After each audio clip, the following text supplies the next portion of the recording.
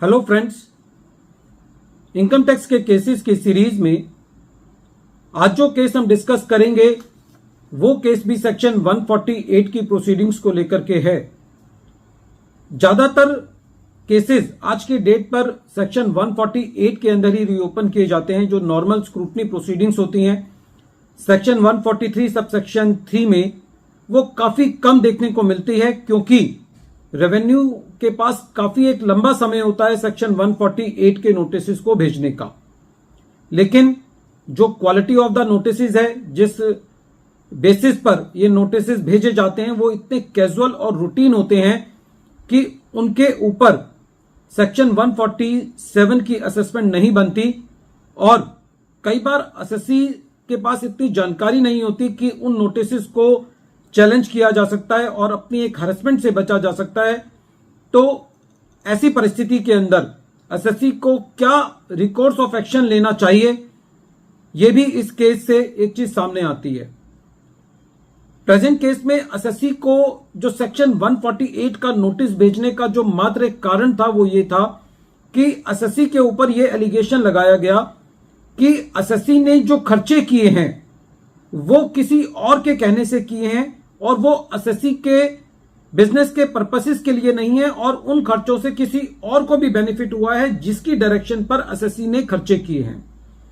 तो क्या खाली इस आधार पर एसएससी को सेक्शन 148 का नोटिस इशू किया जा सकता है?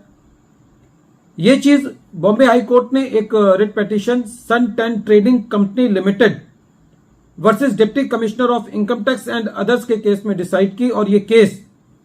465 ITR पेज नंबर 540 पर डिसाइड हुआ। और इस केस का जजमेंट 2 फरवरी 2024 को आया। प्रेजेंट केस में एसएससी का डी ग्रुप ऑफ कंपनी से एक एग्रीमेंट था, जिस एग्रीमेंट के तहत एसएससी का काम था कि वो उस कंपनी के डी ग्रुप ऑफ कंपनीज के बिहाफ पर फॉरेन लीकर को इंडिया के अंदर डिस्ट्रीब्यूट करे, उसको बेचे। और उस डी ग्रुप ऑफ कंपनी से एसएससी का यह भी एग्रीमेंट था कि एसएससी उस लीकर को बेचने के लिए एप्रोप्रिएट एडवर्टाइजमेंट करेगी,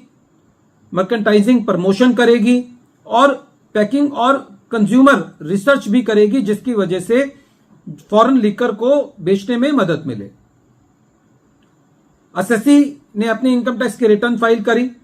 और बाद में एसएससी को सेक्शन 148 का नोटिस इशू किया गया। और उस सेक्शन 148 के नोटिस के जो मेन कारण था वो ये कारण था कि एसएससी ने जो ये सेल्स प्रमोशन के खर्चे किए हैं, एडवर्टाइजमेंट के खर्चे किए हैं, ये एसएससी के बिजनेस के लिए नहीं है, और इन खर्चों से दूसरी कंपनी DIPL जिसके बिहाफ पर एसएससी ने एग्रीमेंट किया था उसको भी बेनिफिट हुआ है। एसएससी ने ऑब्जेक्शंस फाइल किए, उसके ऑब्जेक्शंस को कंसीडर नहीं किया गया, और एसएससी को सेक्शन 148 का जब नोटिस आया तो फिर एसएससी ने उस नोटिस के अगेंस्ट रिट पिटीशन दायर करी। जब यह मैटर बॉम्बे हाई कोर्ट ने सुना तो बॉम्बे हाई कोर्ट का यह कहना था कि यदि DIPL के बेसिस पर एसएससी ने कोई खर्चा किया भी है, उसके डायरेक्शन पर यदि कोई खर्चा किया भी है, तो यह नहीं कहा जा सकता कि वो खर्चा एसएससी के बिजनेस के लिए नहीं है। और यदि कुछ बेनिफिट हुआ भी है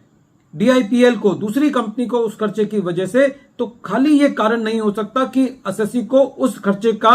डिडक्शन सेक्शन 37 सबसेक्शन 1 में मना किया जाए। कोर्ट ने यह भी कहा कि प्रेजेंट केस के अंदर रेवेन्यू का यह एलिगेशन कि एसएससी ने वो खर्चा बिजनेस पर्पस के लिए नहीं किया, यह एलिगेशन जो है वो किसी भी तरीके से एक्सेप्टेबल नहीं है। प्रेजेंट केस के अंदर रेवेन्यू ने जो रीजंस दिए थे, उन रीजंस के अंदर भी रेवेन्यू ने यह माना था कि जो एसएससी है वो फॉरेन लीकर को इंपोर्ट करता है, उसको मार्केट करता है, उसको मार्केट में बेचता है, और अपने एफिडेविट में भी इस बात को माना था कि एसएससी जो है वो फॉरेन लीकर के अंदर डील करता है। तो ऐसी परिस्थिति में सारे फैक्ट्स एंड सर्कमस्टांसेस को देखते हुए बॉम्बे हाई कोर्ट का यह कहना था कि प्रेजेंट केस के अंदर जो रीजंस रिकॉर्ड किए गए हैं वो किसी भी तरीके से कोई ऐसा इंडिकेशन नहीं देते जिससे एक प्रूडेंट आदमी ये एक रीजन टू बिलीव बना पाए कि एसएससी की कोई इनकम एस्केप हुई है। तो प्रेजेंट केस में ऑनरेबल बॉम्बे हाई कोर्ट ने